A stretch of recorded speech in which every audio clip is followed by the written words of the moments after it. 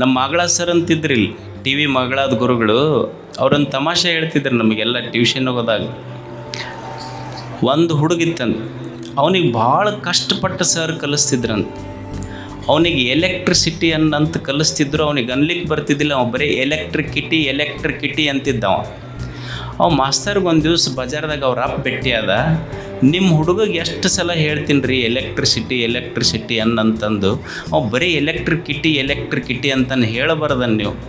Sir ಅವನಿಗೆ ಕೆಪಾಕಿಟಿನ ಅಷ್ಟ ಐತಿ ಬಿಡ್ರಿ ಅಂದವ್ರ ಅಪ್ಪ. ಅವನಿಗೆ ಕೆಪಾಕಿಟಿನ ಅಷ್ಟ ಐತಿ, ನೀವ್ಯಾಕೆ ತಲೆ ಕೆಡಿಸ್ಕೊಂತೀರ ಅದ್ರ ಬಗ್ಗೆ. ಅವ ಮಾಸ್ತರ್ ಹೋವಾರ್ದ, ಇದು ಹಿಂಗಾದ್ರೆ ಚಲೋ ಆಗೋದಿಲ್ಲ ಅಂತ ಅವ್ರ ಅಜ್ಜಿಗೆ ಹೋದ.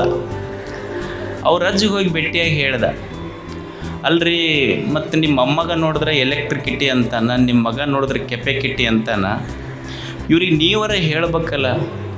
ಸರ್ ಅವು ಮಳ್ಳದಾವು, ಎಂದು ಯೂನಿವರ್ಸಿಟಿ ಕಟ್ಟಿನೇ ಹತ್ತಿಲ್ಲ, ಅವಕ್ಕೇನು ಗೊತ್ತಾಕೈತಂದ. ಅವು ಒಂದು ದಿವಸ ಯೂನಿವರ್ಸಿಟಿ ಕಟ್ಟಿ ಹತ್ತಿದ್ರೆ ಗೊತ್ತಾಕೈತೆ ಅವಕ್ಕೆ. ಅವು ಮಾಸ್ತರ್ ಅಂದ, ಈ ಊರು ಖಾಲಿ ಮಾಡೋದ ಬೇಷಂದ. ನಾವು ಏನಾದರೂ ಮಾಡಿ ಕೊನೆಗೆ ಇವ್ರ ದುರ್ದೈವಕ್ಕೆ ಅವ್ರ ಮುತ್ತಜ್ಜ ಬದುಕಿದ್ದ. ಅವನಿಗೆ ಹೋಗಿ ಭೇಟಿ ಆದ. ಹೋಗಿ ನಮಸ್ಕಾರ ರೀ ಯಜಮಾನ್ರೇ ಸಾವ್ಕಾರ. ಅವ ಕೈ ನಡುಗ್ತಿತ್ತು, ಮುದಕ್ಕೆ ವಯಸ್ಸಾಗಿತ್ತು 110 ವರ್ಷ. ನಿಮ್ಮ ಅಮ್ಮಗನಿಗೆ ಕಲಿಸ್ತೀನಿ ಇಂಗ್ಲೀಷ, ಅವ ಎಲೆಕ್ಟ್ರಿಕಿಟಿ ಅಂತಾನ. ಮರಿಮಮ್ಮಗ ನಿಮ್ಮಮ್ಮಗ ಕೆಪಾಕಿಟಿ ಅಂತಾನ, ನಿಮ್ಮ ಮಗ ನೋಡಿದ್ರೆ ಯೂನಿವರ್ಸಿಟಿ ಅಂತಾನ. ಇದನ್ನೇನು ಮಾಡಬೇಕು? ಅವ ಕೈ ನಡುಗಿಸ್ಕೊಂತ ಕೈ ಮುಗಿದು ಹೇಳ್ದಂತ, ನೋಡ್ರಿ ಸರ, ಊರಾಗ ನಮ್ಮದೊಂದು ದೊಡ್ಡ ಮನೆತನ ಇದು. ಅವ ಎಲೆಕ್ಟ್ರಿಕಿಟಿಯರ ಅನ್ನಲಿ, ಅವ ಕೆಪಾಕಿಟಿಯರ ಅನ್ನಲಿ, ಅವ ಯೂನಿವರ್ಸಿಟಿಯರ ಅನ್ನಲಿ, ದಯವಿಟ್ಟು ಇದು ಪಬ್ಲಿಕಿಟಿ ಮಾತ್ರ ಮಾಡೋಕ್ಕೆ ಹೋಗ್ಬೇಡಿ. ಈ ವಿಷಯ ಊರಾಗ ಒಟ್ಟು ಪಬ್ಲಿಕಿಟಿ ಮಾಡಬೇಡ್ರಿ. ಅವ ಮಸ್ತರ್ ಅಂದ, ಇವ್ರ ಕಿಟಿಕಿಟಿನೇ ಬೇಡ ಅಂದ ಅವ. ಅಂದ್ರೆ ನಮಗೆ ಉತ್ತರ ಕರ್ನಾಟಕದೊಳಗೆ ಎಷ್ಟು ಇಂಗ್ಲೀಷ್ ದುಬಾರಿ ಐತಿ.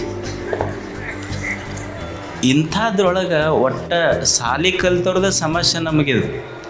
ಸಾಲಿ ಕಲೀಲಾರ್ದ ಹುಡುಗ ಇಂಗ್ಲೀಷ್ ಕಲಿತು, ಕಂಪ್ಯೂಟರ್ ಕಲಿತು, ಇವತ್ತು KS ಮತ್ತು IAS ಓದುವ ಹುಡುಗರಿಗೆ tuition class, spoken English, grammar ಹೇಳ್ತಾ ಇದ್ದಾನಲ್ಲ, ಇದು ಒಂದು ಸಾಧನೆ. ರಮೇಶ್ ಬಲ್ಲಿದವರು. ನಮ್ಮಲ್ಲಿ ಒಂದು ಗಾದೆ ಮಾತಿದೆ, ನಾವೇನು ಹೇಳ್ತೀವಿ ಅಂದ್ರೆ ಡೂ ಆರ್ ಡೈ, ಹೌದಲ್ಲ?